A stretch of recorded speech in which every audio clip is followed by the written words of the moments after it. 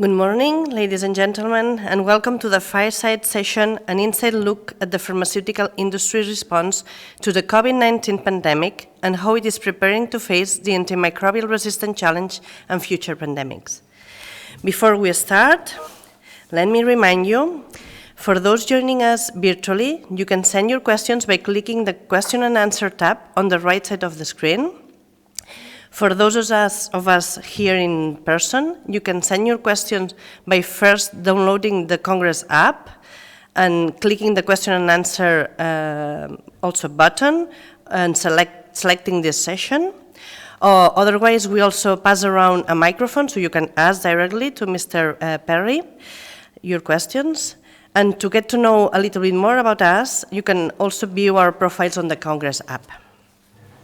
So, my name is Ana García-Altés. I am a health economist, PhD and MPH, and I am currently the director of the Catalan Health System Observatory at AQUAS, the Agency for Health, Quality and Assessment of Catalonia. The COVID-19 pandemic has been an extreme challenging situation for all, including for companies that have had to have a key role in developing a vaccine and scaling up production to deliver billions of doses in record time for the world's population. This was and remains a unique challenge with no precedent. Some of the challenges have been the need for a quick response, accelerating research processes while transforming the production process, accessibility to raw materials, and global distribution, just to name a few. And all of this in a context of an active disease worldwide, political and social pressure, regulation control, security requirements, and quality guarantees. So the big name pharma companies are in the center of the hurricane, facing high expectations from all over the world while keeping their eye on the wheel to face other discussions on how to handle future unknown pandemics.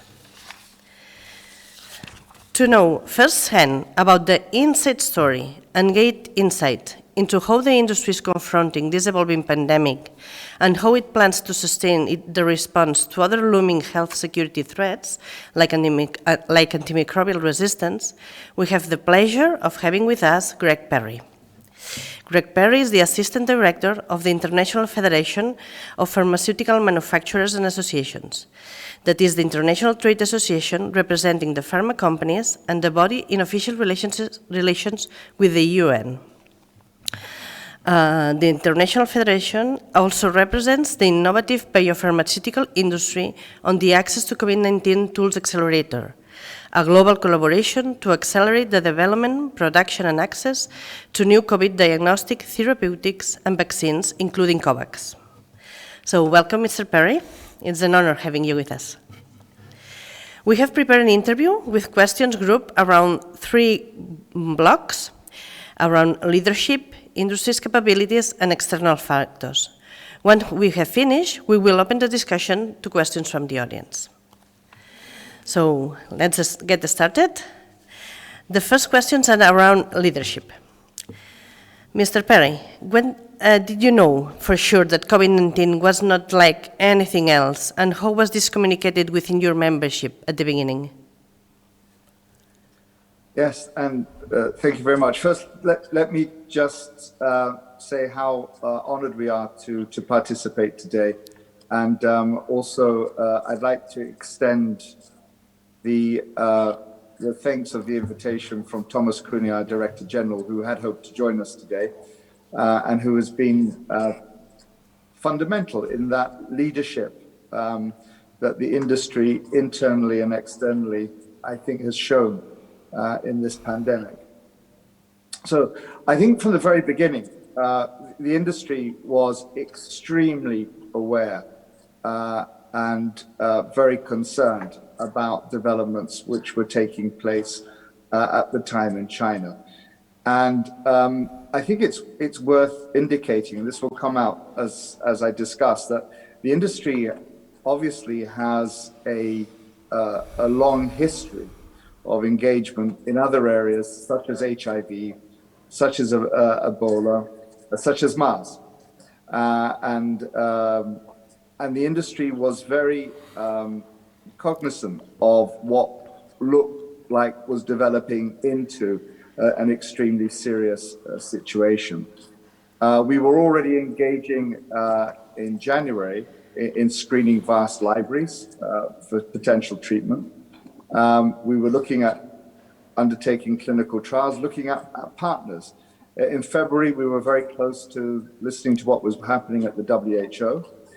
And just days after the pandemic was declared by the WHO, the industry made a global commitment to work together as industry, together, companies to companies, and to work with institutions, the public sector, to start preparing for developing treatments and vaccines for the pandemic. So right from the beginning, this was the case.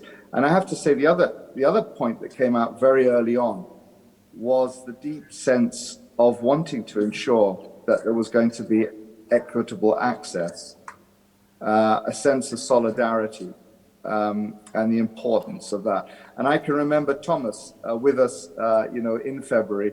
We were having a meeting, and he basically indicated, "Yeah, this is so serious. We have to put all our efforts now into this." And that was clearly something shared by the CEOs and throughout the leadership of the industry. I think the industry, and not alone, of course, the public sector, regulators, and of course the amazing work of the healthcare sector and the workforce, all providing that immense leadership and vision in fighting this global pandemic.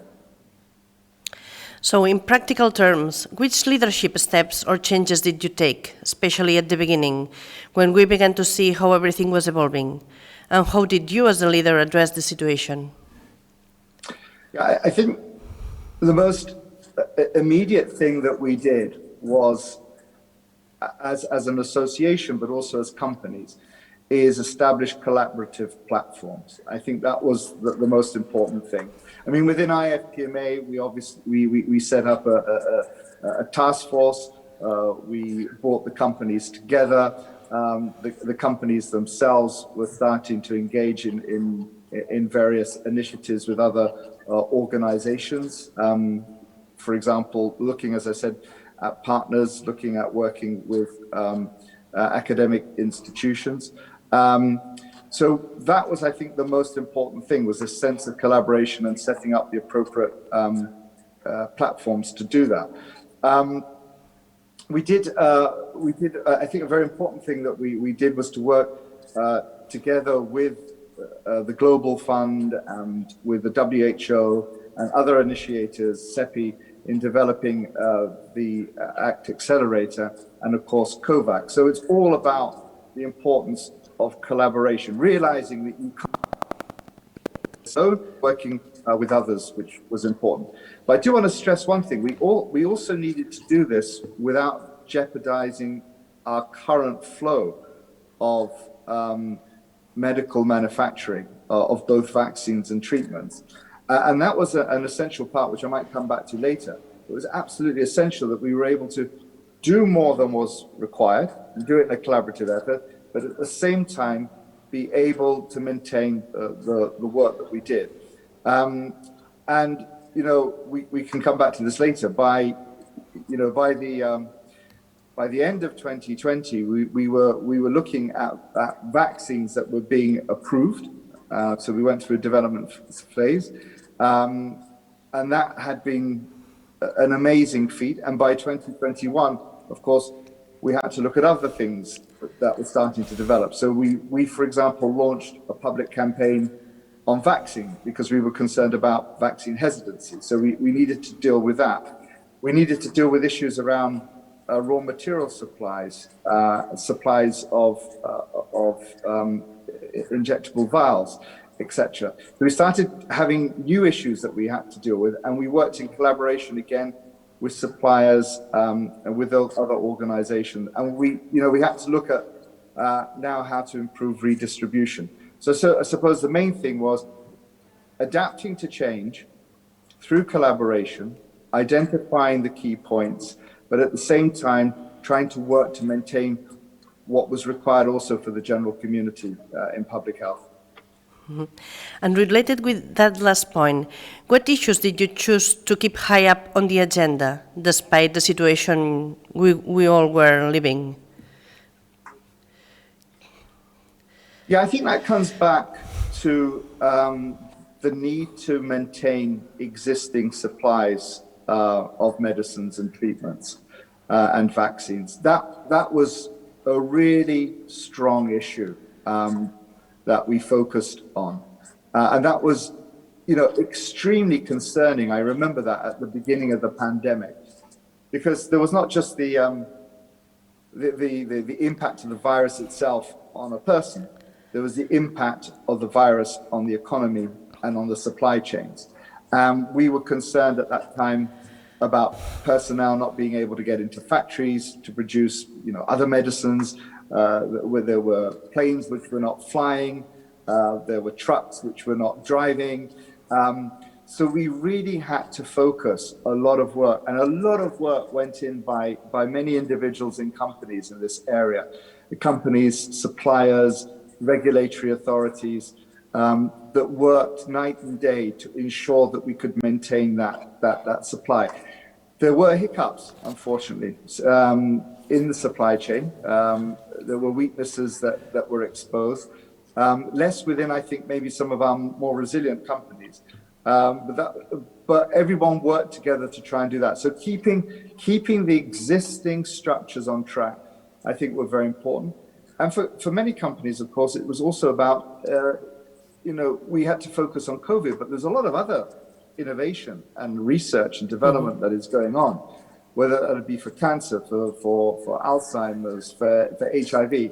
And we had to make sure that was continuing as well. So it was a major task, yeah. Yeah.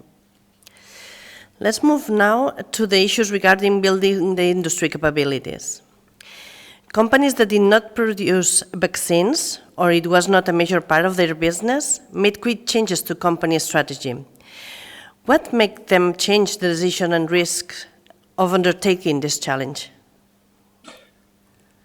I think a good point to just indicate right at the beginning is that, there are only about 5 to 6 large companies within our sector that are focusing on vaccines. So this was about going a significantly extra mile for a lot of companies. Yeah. Obviously, we all know that the biggest, I think, I suppose the biggest comparison we can have was the polio vaccine and the distribution of that, as well as the sort of current flu vaccines that we have. But what we were asking for was much, much more. And we had to move from what was basically 3 billion doses of vaccines a year to what is now going to be 12 billion by the end of this year. So that is a multiple of 4. That's very, very important. So the industry did have to do a major uplift. Now, why did that happen was clearly just the absolute sense of understanding of what a public health risk that we were facing. And again, this comes back to what I said before. Many scientists, many CEOs, some very visionary leaders within the industry, they had experienced Ebola. They had seen SARS. They had worked in HIV. And they knew as individuals and as leaders and as experts how significant this pandemic was going to be. And they moved very quickly as individuals to start operating and prioritizing. Now, within the industry, what we saw develop was quite interesting. Again, we saw first the issue of collaboration. Now, this is quite a competitive industry. The business model is about competitive research. But the industry moved very quickly onto the concept of collaboration. And I'll explain that, because this is a very key part of the prioritization. You saw, for example, Pfizer and BioNTech working very quickly at the beginning in the developing of their mRNA vaccine. You saw AstraZeneca working with Oxford. You saw J&J working with Harvard University. You saw a whole series of these collaborations taking place. In addition to that, what the industry did very quickly on was realize, hey, we need more production sites, we need more manufacturing sites, we need to have more partners. So the industry very early on, and I remember getting phone calls about this quite early on about potential partners, partly because of my own experience before in working in partnership arrangements. And what happened was very quickly on, the companies wanted to work with others in different parts of the world globally, so as to distribute the geographical scope of the manufacturing. But of course, you need to have very trusted, very expertise in companies, good track records, high rates of absorption of technology. So a lot of due diligence was taking place by the companies in identifying their partners. And then we've seen this proliferation of partnership agreements, well over 300 partnership agreements in manufacturing and other areas, including tech transfers, unprecedented, even more than we saw in HIV. And that was very, very significant. I can touch on that a little bit more later. And of course, then we also saw, as I mentioned, the prioritization around working with the public sector, for example, in areas like COVAX. Excellent. Could you describe the transformation of the production change to create production capabilities never needed before? Could you illustrate that with some examples that could give us an idea of what happened, what changes happened? No, that's a very good question, because, and I'm sure many of the audience realizes this, that in fact, vaccines are a very complex manufacturing process. It's much more complicated than many of the treatments that we know. So what had to happen is you did have to look at developing new skill sets, new equipment, bringing in new staff, working with people in other industries to bring in staff. We had to look at how we were going to ensure the free flow of goods, how we were able to do tech transfers. We had to look at new demand forecasting. And we had to look at issues, as I mentioned before, for example, how we were going to get hold of syringes, how we're going to get hold of bags, how we're going to get hold of raw materials. So it was extremely complex, and I want to stress, intercontinental. I mean, the need to work at an international level, being able to source all these different things was very important.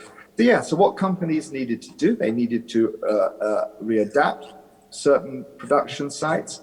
They needed to set up certain new production sites. They had to work with partners that they could trust to be able to use manufacturing sites. And this was, again, it's unprecedented because the speed in which it was done, and the speed in which it was done without compromising quality, safety, efficacy, was great. Of course, as everything happens in the process, some supplies didn't happen that were materialized. Some factories had products that we couldn't use. We had to wait till a new batch came in. This is sort of a normal part of the process that you'll have in any industry, but here with the speed that is going on, that challenge was incredible. And again, great sort of partnership, and I think from the whole of the industry, a great thanks to everybody who's been working in the supply chain area, as well as the regulatory authorities, which I think we're going to come to, who've done an amazing job as well. Yeah. Mm-hmm. And related with the production change and changes that you were mentioning, what lessons did COVID-19 highlight about the supply chain for the raw materials in particular? Yeah, I think that's, again, a very good question. A number of things. One, there is going to be, in such a short period of time, a limited supply of raw materials. So it's absolutely fundamental that we have manufacturers who are going to be able to produce quality, safe, efficacious vaccines They're going to be able to do this in a timely manner, and they're going to do this in large scale. And this is why it was so fundamental that the companies who were innovating these products, whether it be J&J, AstraZeneca, Moderna, BioNTech, Pfizer, it was so essential that they were able to do this due diligence on potential partners and find the right partners who could do it, because they had to do the tech transfer as well. So we only had a limited amount of the raw material. That obviously expands over time. But it shows the importance that who's going to be using the raw material is going to be those that can really produce. Because if we had a plethora of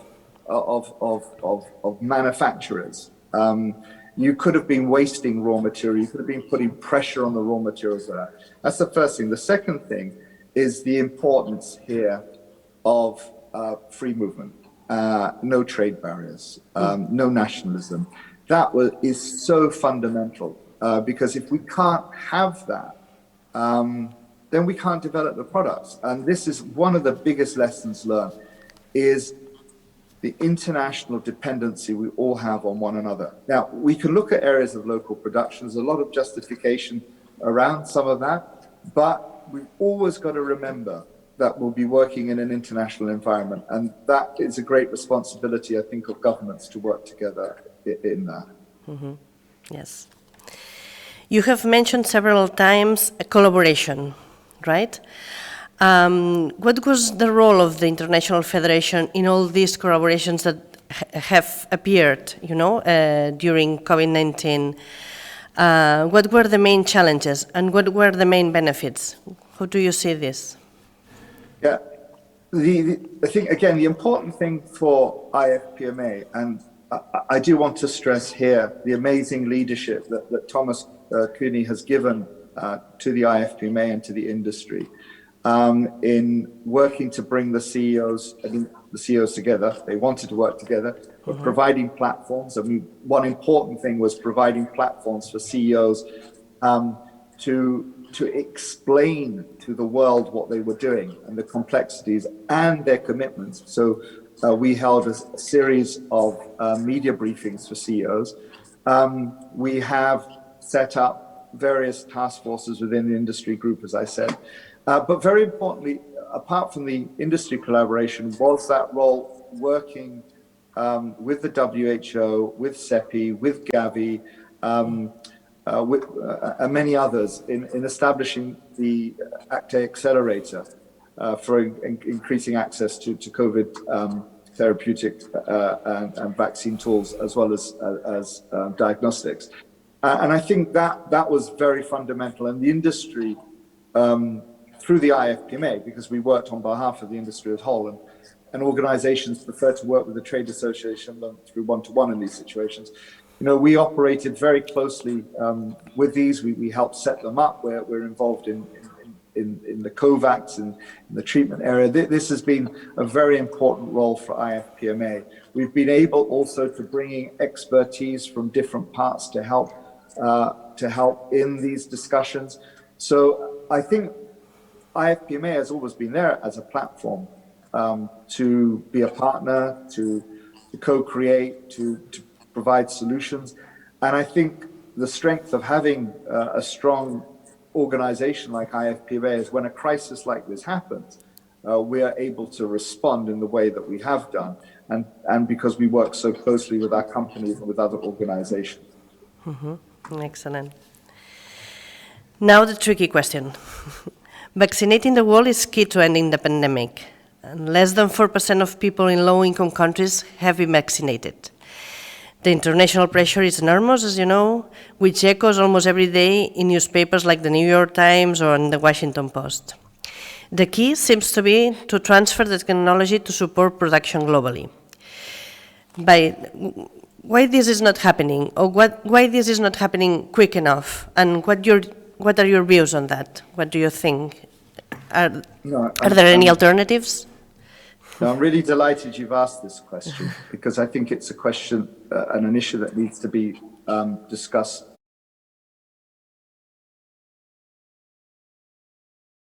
Transfer is happening, and it has happened at an unprecedented rate. Over 300 partnerships have taken place. There are, of those, about 70 to 80% of those include technology transfer.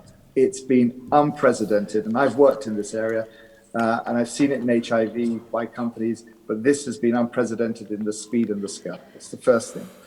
The second thing is there has been technology transfer, not just within the developed country. There's been technology transfer from these companies to trusted partners and institutions in developing countries. The most famous one, and the biggest one, is obviously AstraZeneca's agreement with the Serum Institute of India.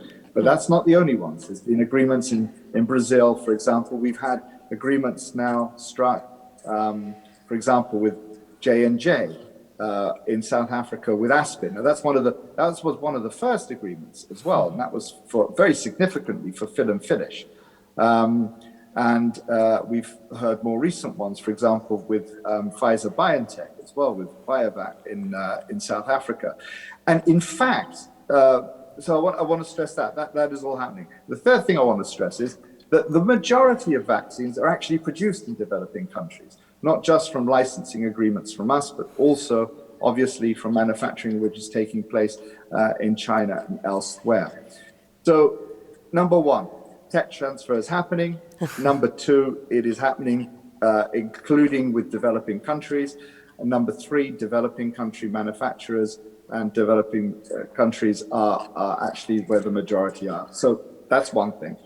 The second thing I want to emphasize is about intellectual property. Intellectual property has been a cornerstone, a foundation for being able to see the speed of which this industry has been able to respond.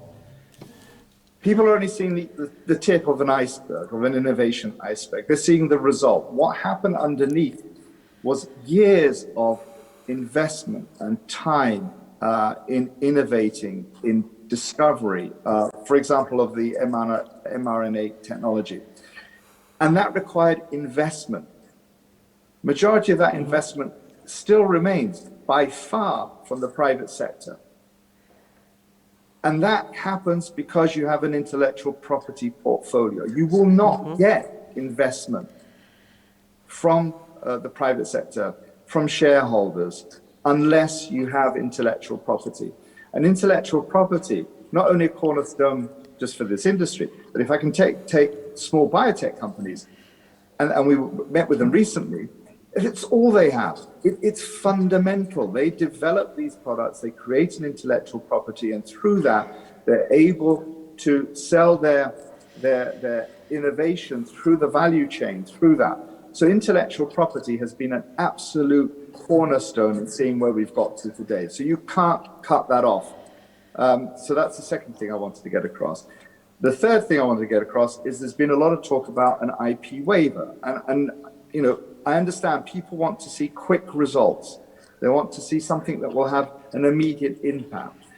But as I mentioned yesterday in a panel, this is the wrong solution for the wrong problem. It's the wrong solution because the IP is not the issue. You could have an IP waiver that won't actually have any effect because it's a technology transfer that's important. And as I was saying, the technology transfer is happening. And the second thing is the problem at the moment is not actually about production. We are going to reach 12 billion by the end of this year. And we're going to reach much more of that by the middle of next year. And we're going to be able to meet targets. What is the real problem at the moment is distribution of the vaccines to many of the lower middle income countries, particularly in Africa. That has to be addressed, not by an IP waiver, that has to be addressed by ensuring that the current vaccines that have been prepared for developed countries, which are now vaccine sufficient, need to be redistributed to developing countries. Now, we can do that through COVAX, we can do that directly through the African Union.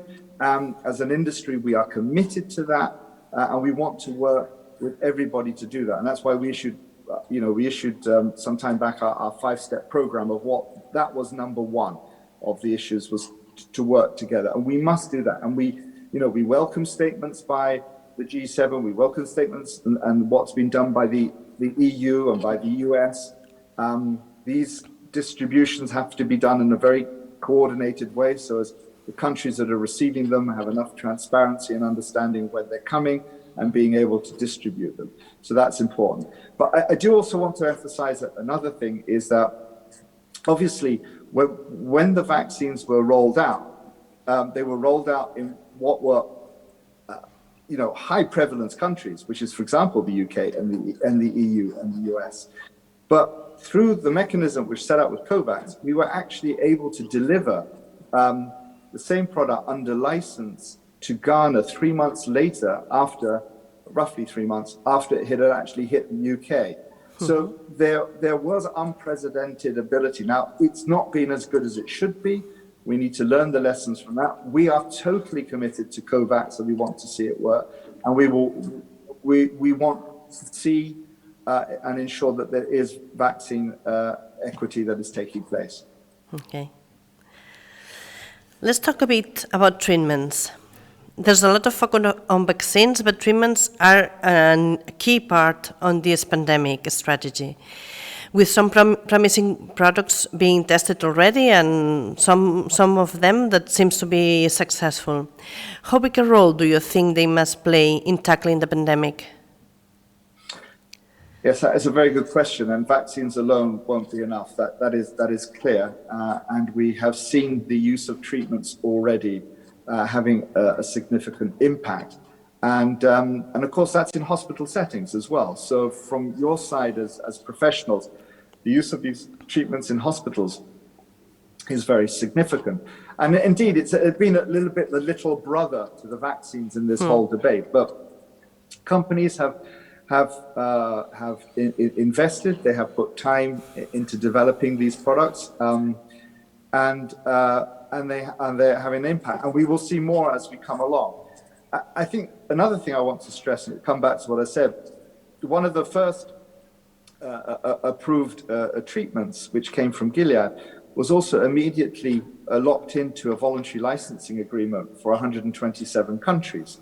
So not only have the companies looked at developing these products, they've also aware of the access needs as well and have worked together. So you have a company like Gilead having an unprecedented 127 country voluntary license agreement with numerous generic companies in India.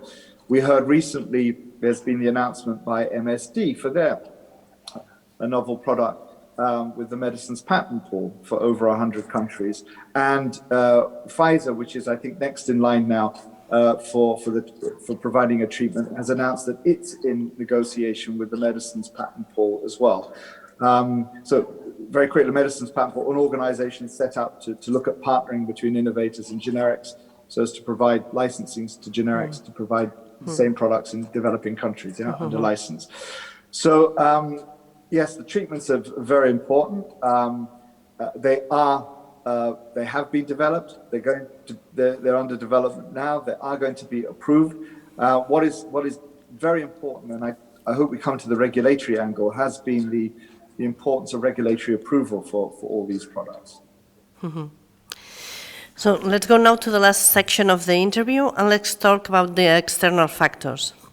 As you know, I work in an HTA agency, so I'm very interested in this regulation side of the story. How did the companies meet the demands of the regulators and policymakers as it related to the fast-track process for the development and approvals? Thank you. And I'd like to start off with that by saying that the regulatory side of the story of COVID has been a great success. Oh, okay. And one of the reasons I believe that to have been the case is because there has been so much pre-work done in the regulatory field around issues like collaboration, regulatory reliance, strengthening of regulatory authorities in developing countries. So a lot of work has been going on, and we've been part of that. Agencies have been part of that. Great leadership by EMA and FDA, for example. the work of the international agencies themselves and the WHO. So a lot of groundwork was done, and what we've seen is that when we looked at trying to get fast approval, if I can put it that, without, I stress this, without ever compromising quality, safety, and efficacy, I think the work of the agencies has been absolutely fantastic and fundamental.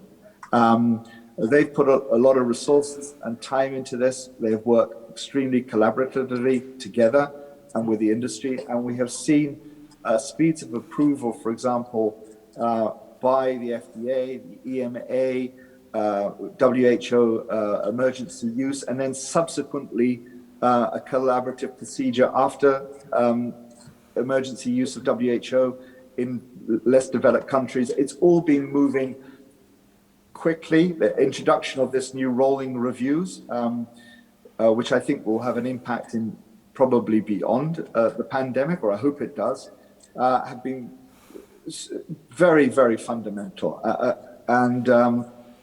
I think the other thing I want to stress, for those of you that may not be so aware of the regulatory authorities, they rely obviously very strongly on independent experts and these expert reviews. They rely very heavily on often working together. So this has been very important. And as I said, there were political pressures to speed up certain registrations that neither the regulators nor the industry would accept. We wanted to do this, although with speed, we wanted to do this with total respect for safety, efficacy, and quality, and a real big thanks to the regulatory authorities.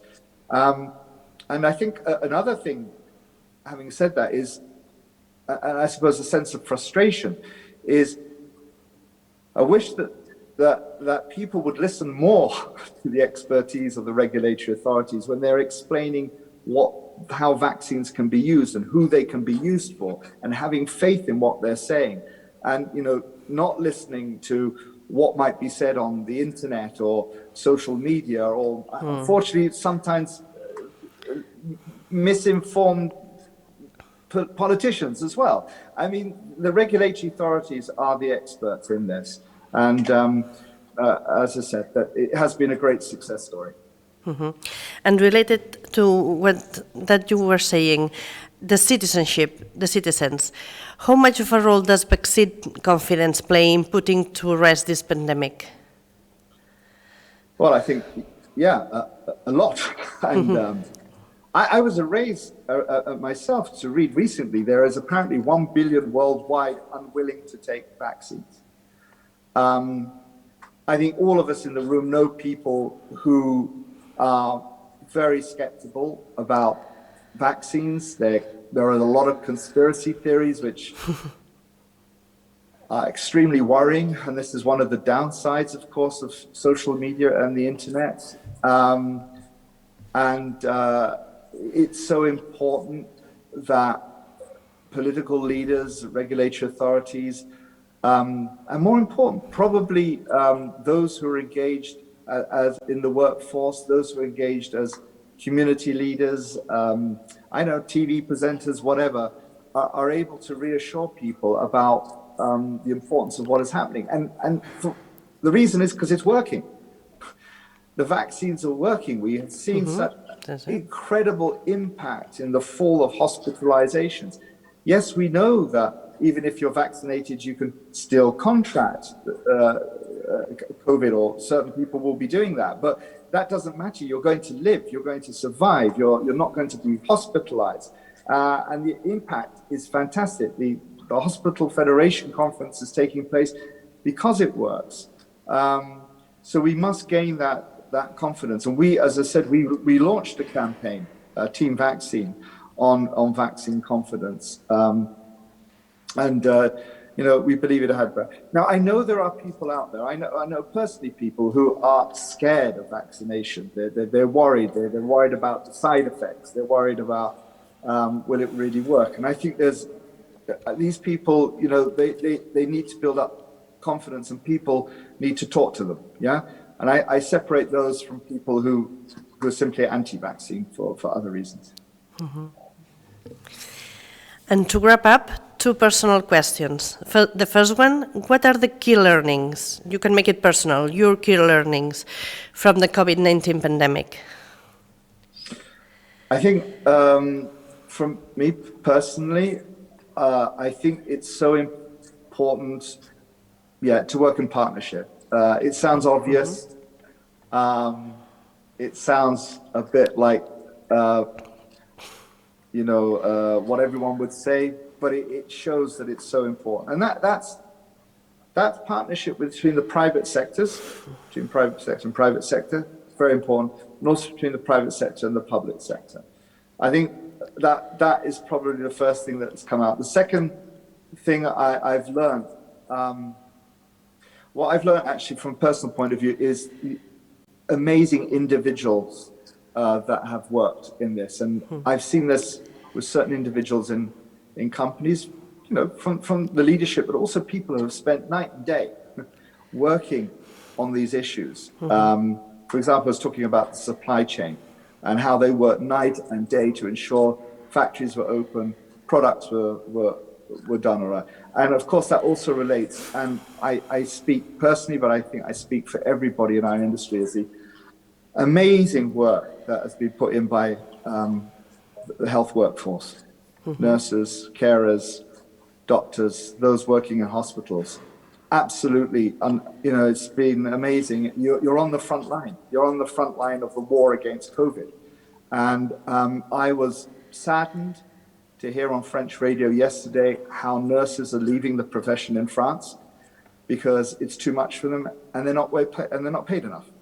And I really think when we look at lessons learned, we have to look at how we work, how we get better prepared, how important investing is in health and health structures, and how important innovation is, and how important your workforce is. And those are sort of personal lessons that I've learned. Like many in the room, I've been personally affected by COVID. I am, I get very sad and frustrated when people don't take this pandemic seriously. But it's the responsibility of all of us in leadership, all of us in this global healthcare, to continue that activity. And the last one, what are the future hot topics in terms of public health and the pharma industry? Yeah, I'm glad you've raised that. And I think there are many topics, of course. New innovations in NCDs, how we continue the fight against HIV. There are numerous, but there is one I think that we really need to emphasize, and that is AMR. This is actually a post-pandemic apocalypse which is in the waiting. I think there is not enough understanding of the potential disaster that we're facing with growing resistance to antibiotics. We have I think there are some 700 million people each year die from microbes which are resistant to antibiotics, and this will increase. I know that there is, of course, a specific concern for your own communities, speaking to the audience, in hospitals, where we know that there is a significant risk of antibiotic resistance. So we have to work together on that. And it really is a serious problem. But what worries me is because people often react when there is something right up in front of them, whether it was HIV, whether it's this pandemic, whether it's Ebola. These are very graphical. You see and you respond. What is happening with the AMR is it's sort of creeping out there. It's affecting people sporadically around, and people are getting affected by different types of problems. But we need to see this in its single threat as it is. It's fundamental. And here I want to mention, and I want to give praise to my colleague and our DG, Thomas Queenie here. He has been a passionate spokesman about the threat of AMR. He set up, it was his vision and founded this AMR Action Fund, which has brought together IFPME and 23 biopharmaceutical companies to set aside $1 billion in US funding with the goal of getting 4 novel antibiotics by the end of the decade. And it's fundamental that we can all work on this. And I do ask the hospital community to work where you can in any way on AMR, whether this is obviously in your area, much of that's to do with prevention. But this is probably, I would like to stress, the biggest issue. Yeah. Mm-hmm. At least in Europe, it's also a hot issue, AMR, and in my country for sure also. So it seems that there are no questions in the app. It has been a very interesting interview. I was imagining, at least in my country, there have been a lot of TV reports about how the healthcare sector was transforming, especially hospitals, primary care centers, but we didn't know much about how the industry was transforming. So I think it was a very, very interesting interview. We should know more about how also the industry is transforming and the big efforts that you have been doing. It's been very, very interesting. So thank you very much. If there are no more questions, we can close it here. Thank you very much, Mr. Perry, for letting us know what happened behind the scenes, and thank you very much, the audience, for your participation. Before we close, let me remind to share any key takeaways from the session and post it in the Congress app or on social media, Twitter, etc. The recording of this session will be available on the event platform in a few hours. And we will have a lunch break at the catering area downstairs. And also the next plenary session is at 1:30 at the auditorium. I hope you enjoy this session. I hope you are enjoying the Congress, and I hope you are also enjoying the city of Barcelona. Thank you very much. Muchas gracias. Adiós. Muchas gracias. Gracias. Adiós.